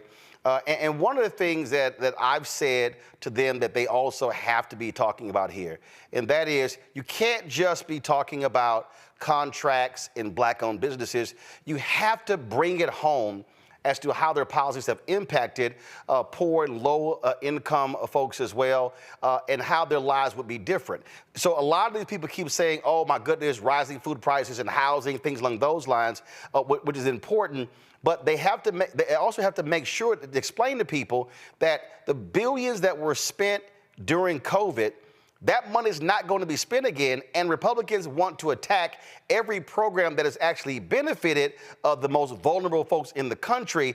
I think they have to do a much better job of connecting those dots and tying that into the economy and the election. Your thoughts? I agree. And a lot of people just aren't aware of the developments that have happened over the past 3 years from the administration. Part of that is just the media not necessarily covering it. I mean, I don't know if any of you have, I should say mainstream media. I know you're doing your part, Roland, to try to do a better job of having broader coverage. But if you tune into a lot of these typical stations over the last couple of weeks, I don't know what you're hearing about, but I'm only hearing about protests and Trump. And they're not telling the story of what the good things are that are happening in the economy. Here's an example. Last week, the Federal Trade Commission just banned non-compete agreements. And these are things that oftentimes we think, oh, those are just like high-wage workers. You sign one of those to protect trade secrets or proprietary information. No, increasingly, a lot of low, middle-income folks have been locked in non-competes, people who work in beauty salons, even at fast food restaurants, that if you were trying to go across the street and work at another fast food restaurant, you wouldn't be able to do that legally because you had to sign a non-compete to take on that job. That isn't just some esoteric thing. That means that if you're trying to go somewhere and bargain for a higher wage, you wouldn't be able to do that. The federal government just released a rule banning those agreements moving forward. And they estimate that that's going to, over the next 10 years, put $400 billion of wages back into our pockets, into workers, and also enable people to start businesses. So not just have a job, but try to start a business, build wealth, accelerate that wealth building process. That had never been done before. That wasn't contemplated by a lot of people even 5 years ago. And that happened in this administration over the past 3 years. That's the story that we need to be telling. And there's just so many examples like that. But I think especially when we look at some of these bigger legislative packages that got through, they will take a little bit of time to show that impact. So, looking at the Inflation Reduction Act, creating the incentives to invest in more of the climate industry, environmentally friendly industries, these manufacturing jobs. Like we were saying, we're still not seeing a lot of growth in those jobs because probably more of the interest rates, but the infrastructure is being built to see that benefit coming. Now, the key there, though, is having stakeholders on the ground. And that's why I'm so glad you're saying this economic tour is happening. You're a part of it, because we need to make sure that we have local elected officials on the ground that are feeling the pressure to ensure that the way these programs and policies and the tax credits get implemented are actually hitting our community, that we're getting into the workforce development programs that are going to put you on the road to a trade that will be able to earn over $100,000. That doesn't just happen by creating the program. We need to make sure that we have that pipeline and people on the ground know that that is their responsibility to get to the implementation of these once in a generation policies and make sure that we see the economic benefit from that. And so, yeah, it's a story that we have to tell, and we're going to have to be telling for ourselves. And I'm happy to continue sharing it with you because time is of the essence, as we know. But anybody who's thinking that there hasn't been any changes over these last couple of years, we need to start talking, and please reach out to me because I am happy to walk you through all of the changes we've seen and the groundwork that's been laid for a lot more to come. All right. Sounds great, Morgan. We always appreciate you joining us, breaking down these numbers every single month. Thanks a lot. Good to see you. Good luck in Detroit. All right, absolutely. Folks, as I said, on Monday, Vice President Kamala Harris travels to Detroit to give us an economic speech. I will be accompanying her. We actually thought the event was on Wednesday. I got some information. And so as I was going through the line with the president, Vice President, she said, so you on the trip on Monday, huh? And I'm like, where we going on Monday? And so we will be traveling with her again on Monday to Detroit. And so we will, of course, live stream her speech right here on the Black Star Network. I will be dropping in reports. I just got the notice, and we're going to be landing about 6:45. And so my goal is to be live. We'll be live at 6, but hopefully I will be able to quickly set up and go live at 7 o'clock from Andrews Air Force Base when we get back. So look forward to that coverage taking place on Monday. Got to go to break. When we come back, we'll talk about the Presidential Medal of Freedom ceremony at the White House. A lot of great folks that were honored, including Clarence B. Jones, lawyer and speechwriter for the Reverend Dr. Martin Luther King Jr., Medgar Evers, posthumously honored, as well as so many others, including South Carolina Congressman Jim Clyburn. You'll hear from all three of them, the Evers family, when we come back. Don't forget, support us in what we do here at Roland Martin Unfiltered. Folks, I keep telling y'all what's happening out here. You see Byron Allen's The Griot getting rid of all of their shows except one. You see what's happening with the rest of these black-owned media outlets. I was there. I'm telling you right now, there was nobody else black-owned who was there in the media press corps. We absolutely, positively have got to have black-owned media covering the issues that matter to us. That's what we have to have. And so your support is absolutely critical. We're fighting like crazy to get advertising dollars to sustain us. But I'm telling y'all, without y'all support, it wouldn't happen. Earlier today, I was sitting here signing checks and money orders and depositing those. And it was about $7,000 that came in. And I'm telling you right now, and just to put that in perspective, you're talking about if there are a couple of PAs on staff, that's paying for the salaries of 2 PAs. And so I try to explain to y'all what these things cost to put this thing in perspective, because the costs are real. Our expenses are about $195,000 per month when it comes to all the folks with the Black Star Network, the technical stuff, the studio, salaries, all those different things. And so those things matter. Listen, our team is a small staff, but doing a hell of a job covering the stuff that matters. So many people were stopping me at the White House, walking down the street, other places I go. And so folks are watching. They are paying attention. And so your support is critical. Send your check and money order to P.O. Box 57196, Washington, D.C., 20037-0196. Cash App is $RM Unfiltered. PayPal are Martin Unfiltered.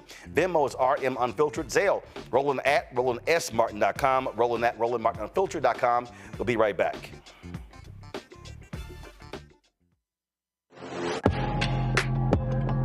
A lot of y'all have been asking me about the pocket squares that we have available on our website. You see me rocking the Shibori pocket square right here. It's all about looking different. And look, summertime is coming up. Y'all know, I keep trying to tell fellas, change your look, please. You can't wear athletic shoes every damn wear. So if you're putting on linen suits, if you're putting on some summer suits, have a whole different look. The reason I like this particular pocket square, the Shibori, is because it's sort of like a flower and looks pretty cool here versus the traditional boring silk pocket squares.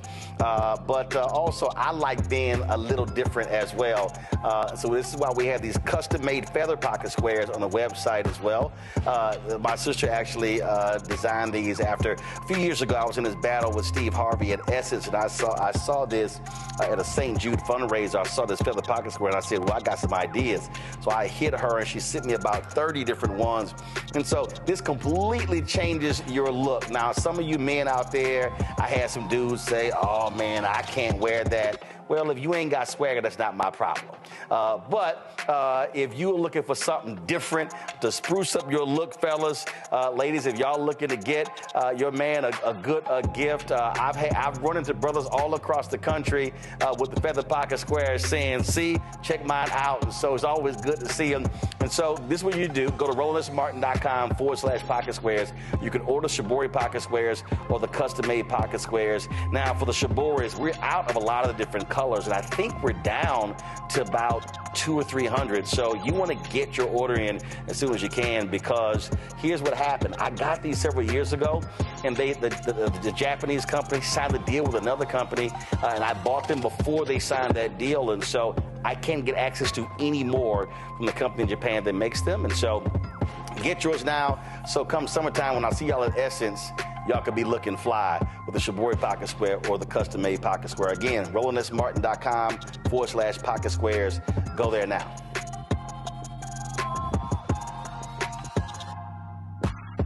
Hi, I'm Jo Marie Payton, voice of Sugar Mama on Disney's Louder and Prouder Disney Plus, and I'm with Roland Martin on Unfiltered.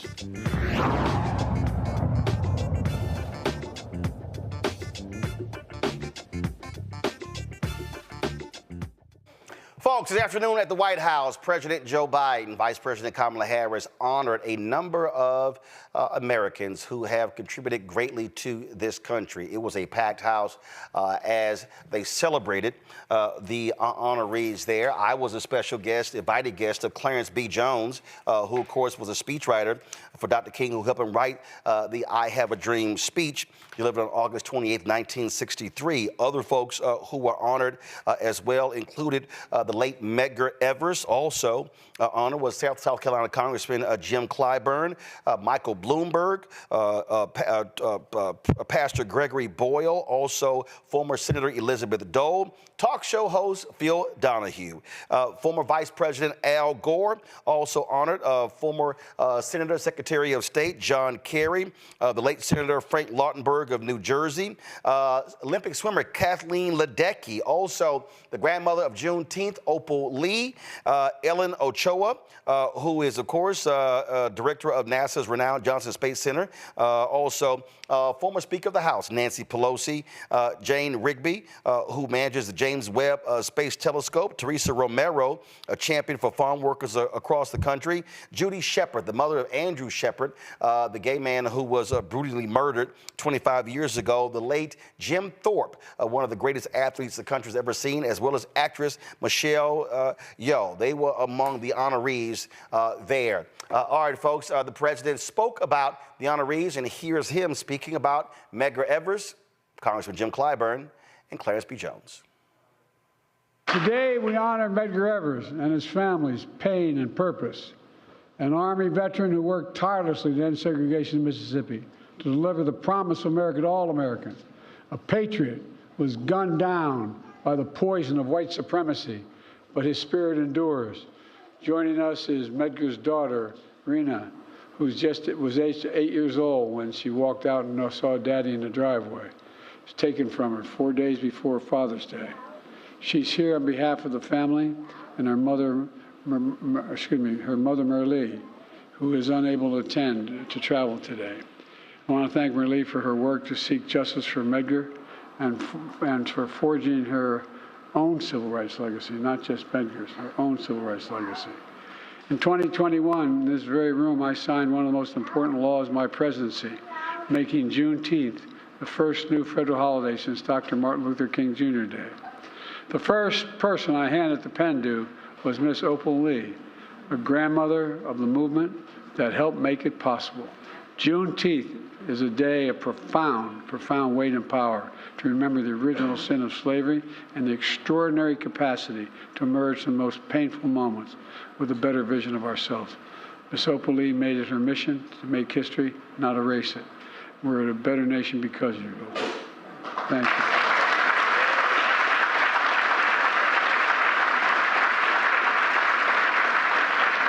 Born in Philadelphia, the cradle of our democracy, Dr. Clarence B. Jones wielded a pen as a sword and gave words to the movement that generated in freedom for millions of people.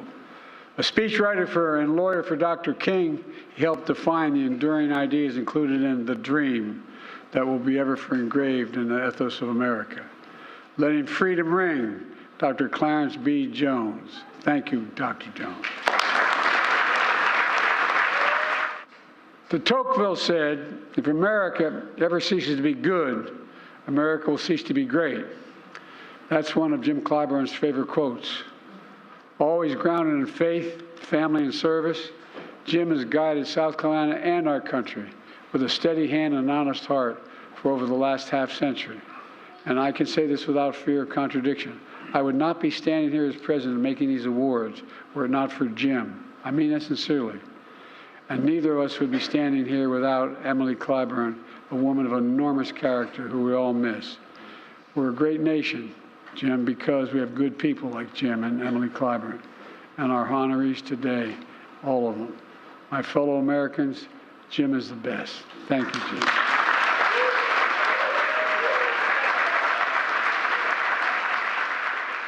And of course, that's where the president speaks. And then there's the actual reading of their bios, as well as the president pinning each one of the living honorees with their Presidential Medal of Freedom, but then also handing the medal in a box to those who have passed away. Opal Lee.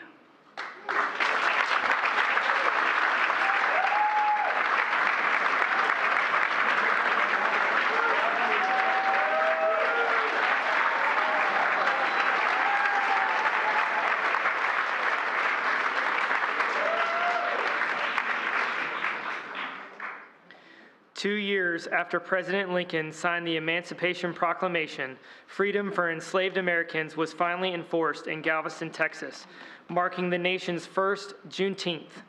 In that same town, Opal Lee was born 6 decades later. Growing up in a home that was burned down by a racist mob, she understood that history must never be erased. A teacher and advocate, she helped lead a movement with the National Juneteenth Observance Foundation. More than 150 years after that day in Galveston, Texas, she stood next to another American president who followed her lead and made Juneteenth a federal holiday. The nation thanks Opal Lee, the grandmother of Juneteenth.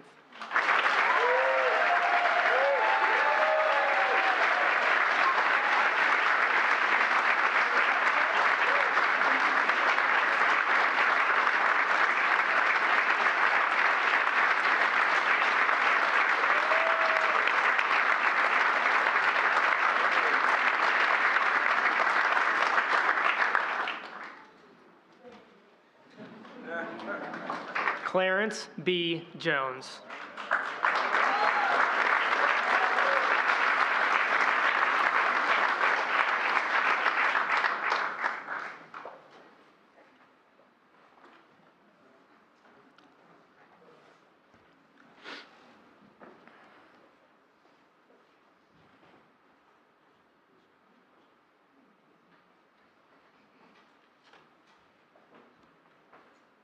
The Philadelphia son of domestic workers and a former foster child, Clarence Jones became the wordsmith for a movement.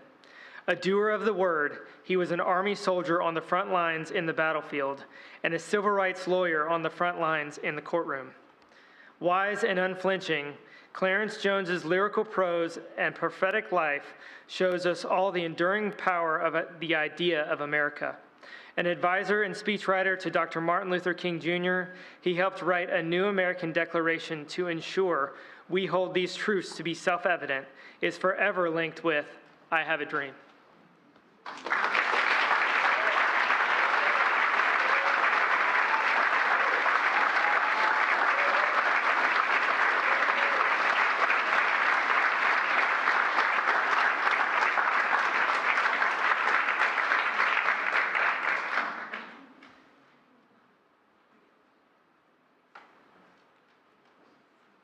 James E. Clyburn.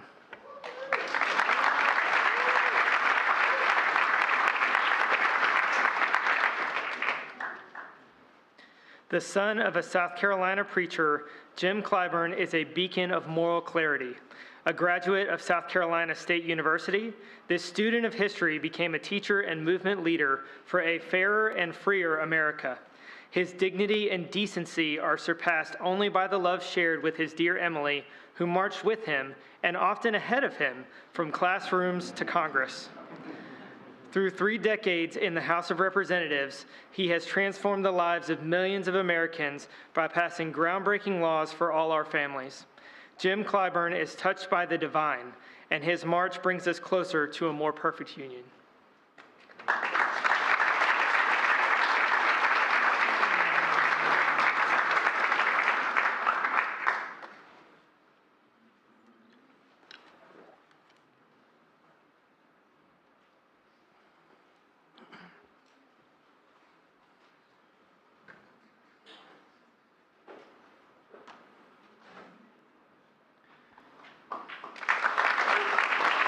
Rena Evers, accepting on behalf of Medgar Wiley Evers.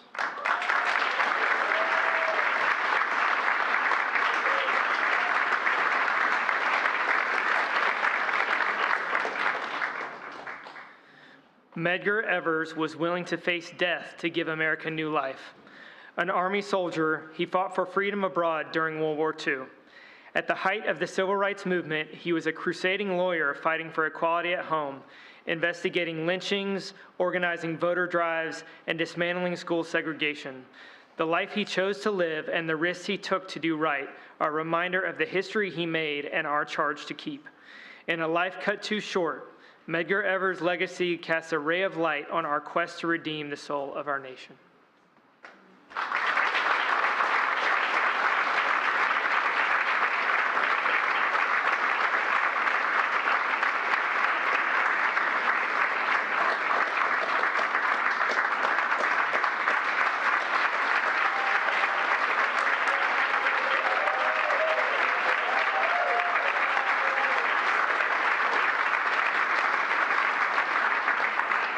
Well, the ceremony was over. There was a reception for all of the honorees and those in attendance. I did not catch up with Opal Lee. Y'all, she walked so fast. Did not get a chance to catch up with her. In fact, they did tell me Opal is going to have her Opal's Walk for Freedom, y'all. It's going to be on June 19th. She's walking in Dallas at 9 a.m. at the African American Museum of Dallas. And so Opal's going to be walking, y'all, on Juneteenth in Dallas. Here is, though, the brother who invited me as one of his guests, Clarence B. Jones. Clarence, how you feel with that around your neck? Brother. Oh, I can younger and better. I never forget that my parents were domestic household servers. You understand? My mother was a maid and cook, and my father was a chauffeur and a gardener. And I'm standing here on my shoulder. You understand? I'll never forget that. It's a great day. Great day. Well, I'm glad to be here to witness it. I'm glad that you are here with me, my brother. I appreciate it. Thank you so much. Yes, sir. That, of course, Clarence B. Jones. Then, of course, I had to have a little fun. We always joke around because he's an Omega, but he's also a fellow Archon. So here is Congressman Jim Clyburn of South Carolina. Here. All right. You on tape, Daddy? Roland Martin got you on video. All right, get a quick video. All right. How does that medal feel around your neck? Well, it makes me feel like I need to live a little longer so I can prove myself deserving of it. Knowing how you Omegas are, you probably gonna wear that on the golf course. You're gonna wear that to church. You know, you're gonna wear it. It's gonna match everything in your closet now, huh? And the next time I see you on the golf course, I'll have it with me. Right, for sure. Is that gonna be your new ball marker right here? Not a chance. Good luck, Charles. Congratulations, Doc. Thank you, and thanks for all your help along the way. And the final video here, I caught up with Rena Evers. I'm gonna stay on this side of that fence. So, Rena, how do you feel? Elated, emotional, in the best way. It's been a long time. but it's timely, especially in this time of this country, to honor so many wonderful people who have made such a fantastic difference in civil rights and human rights. To be with this panel is just amazing. And I just want to thank my father up above, but thank my father for who this medal is given, and my mother for her getting the medal too, because she was the backbone of him. I love her.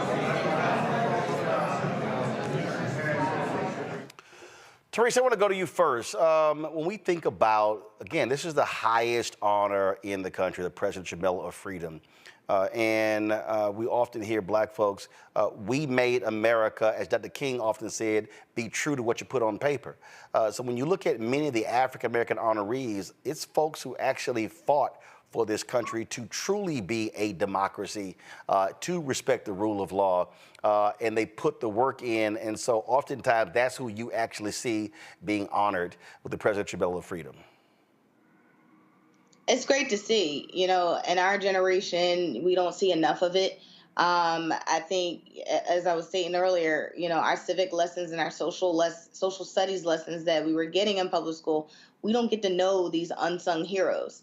And these individuals have literally paved the way, has crossed the bridge, has rewritten history, and now they're being acknowledged. You know, I think under the presidency of, you know, from Barack Obama to Biden, we have seen more and more of this celebration medal of freedom, but more so the purpose behind it and them explaining the right ways that we honor and celebrate them, and it's at the highest forms of government. So it's definitely appreciated, and congratulations to them. A lot of the people who are often celebrated, Michael, are civil rights veterans. Folks who were involved in the Black freedom movement. Obviously, there are entertainers and sports figures who've been honored as well.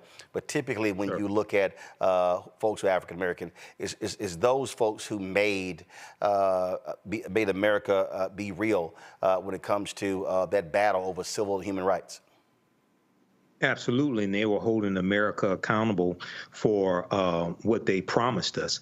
When you talk about Dr. King's speech, which has been renamed I Have a Dream, he talked about it was normalcy never again originally, then later canceled check. He talked about holding America accountable for a promissory note given to us in 1963, 100 years prior, 1863, 100 years prior. And then he said when we went to cash it at the bank, it was marked insufficient funds. So we look at these leaders fighting for rights for African Americans, which benefit everybody, but holding America accountable for what they put on paper. So this is extremely important. Cameron, I think one of the reasons why it's also important is because they're also living history. It's obviously Medgar Evers was assassinated. It's great to see folks who are being honored, you know, while they are still here. And I think that, you know, that's really what's important. And I hope people also will go beyond just the quick bios that they read. Biden made a quip where he said that, hey, if I had to we had to cut this stuff down because if I had to really read these folks' history, we'll be here for 12 hours. I mean, we're talking about people, you know, who with real history, who've been there. In the case of Clarence Jones, he's 93 years old. Yeah, there was some giants that were honored today, and I want to take a quick personal story. It really warmed my heart to see Miss Opal Lee. I had the chance to be at the White House and film on the digital team when we got to make content the day Miss Opal Lee came, when the president turned Juneteenth into a federal holiday, and just got to spend most of the day with her and like filming and talking and so forth. And like that woman is a ball of energy, so much history, but also so much presence and presence there. So to be able to see her rewarded along with a mentor of mine, Congressman Jim Clyburn, from my years on Capitol Hill, like I said, it really warmed my heart. And I love the exchange you had with Congressman Clyburn as well. Like he's an Omega through and through. Oh, yeah, trust me, he and I are always going at it. And I do want to show this here. It was also great, folks, to see the great Phil Donahue. He had some kind words for me. I grew up watching Phil Donahue doing the work that he did, loved his show. My dad watched his show. So huge thing. I got a chance to actually be on his show when he had a show on MSNBC. When I was in New York, but it was great to see him being honored as well for all of the great work. And so it was great, again, to be there as a guest of Clarence B. Jones. And I'll say this here. I really hope that now there are a lot of civil rights folks who have been honored. But you know, one of the individuals who is yet to be honored with the Presidential Medal of Freedom is Reverend Ralph Abernathy. And so a number of people, it was, Reverend Lowry, C.T. Vivian, John Lewis, Diane Nash. We could go on and on. A number of Andrew Young, Reverend Jackson, a lot of people. That's something that I think the White House needs to correct. So hopefully Biden-Harris is reelected. Possibly they will honor Ralph Abernathy for being the one standing, being Dr. King's trusted aide. And also a brother who is still with us, Reverend Jim Lawson. He's the one behind the Nashville movement. That eulogy he gave at John Lewis's funeral, amazing. That brother is still sharp as a tack. I think he's 93 or 94.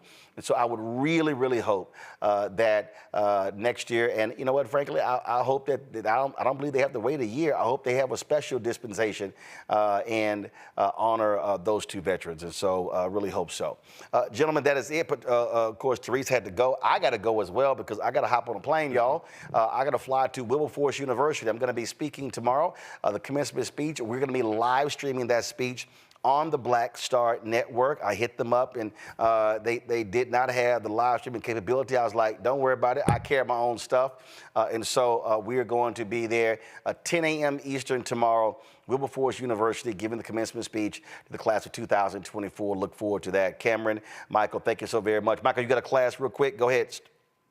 Yeah, join me Saturday, May 4th, 2024, 4 p.m. Eastern Standard Time. My online history class, Ancient Kemet, the Moors, and the Ma'afa, Understanding the Transatlantic Slave Trade. We deal with thousands of years of history. Visit my website, AfricanHistoryNetwork.com, AfricanHistoryNetwork.com. Register today. All right, appreciate it. Just in case y'all have never seen the Presidential Medal of Freedom up close, this is a photo of it right here. This is what it looks like. So pretty cool, All right, folks, that's it. Again, look forward to seeing us at Wilberforce. Again, Monday, I'll be traveling with the Vice President to Detroit for her economic speech. Look for a lot of social media posts of that. And I'm also trying to work out going live. Maybe I can go live from Air Force 2. If not, when we land, I will quickly set up at the Air Force Base. I'm emailing them right now saying, hey, is there a place for me to actually do the last hour of my show? But we're going to have coverage of her speech. And yes, I hope to see y'all at the Charles Wright Museum. If y'all going to be there, I'm going to be going through the crowd. So y'all look for Uncle Roro. I will be in the house. Y'all, when we go to Detroit. So look forward to seeing y'all there on Monday. Wilberforce, I'll see y'all tomorrow. Folks, don't forget, support us in what we do. Join the Bring the Funk fan club. Send your check and money order P.O. Box 57196, Washington, D.C. 20037 -0196. Cash App, $RM Unfiltered. PayPal, R Martin Unfiltered. Venmo is RM Unfiltered. Zelle, Roland at RolandSMartin.com, Roland at RolandMartinUnfiltered.com. Be sure to download the Black Star Network app, Apple phone, Android phone, Apple TV, Android TV, Roku, Amazon Fire TV, Xbox One, Samsung Smart TV. Also, be sure to get a copy of my book, White Fear, How the Browning of America is Making White Folks Lose Their Minds, available at bookstores nationwide. Get your audio version on Audible. Also, we do not have many copies left. Get your copy as fast as possible, y'all. I am personally autographing my coverage of the Obama campaign. The The book is called The First, President Barack Obama's Road to the White House, as originally reported by Roland S. Martin. Some content you're not going to find anywhere else. It's a great keepsake. Also, it has the DVD of both of my NAACP Image Award interviews with Senator Obama, Michelle Obama. That was the first 2 Image Awards won by TV One. Again, I'm personally autographing every single copy. We only have 500, and so when they're out, they're out. I'm not printing any more copies. Order at RolandSMartin.com/the first. And you should get your cool feather or Shibori pocket squares by going to RolandSMartin.com/pocket squares. Folks, that's it. We're going to roll the credits of the people who contribute to the show. Thank you for all that y'all have done. I'll see you guys on Monday. Holla!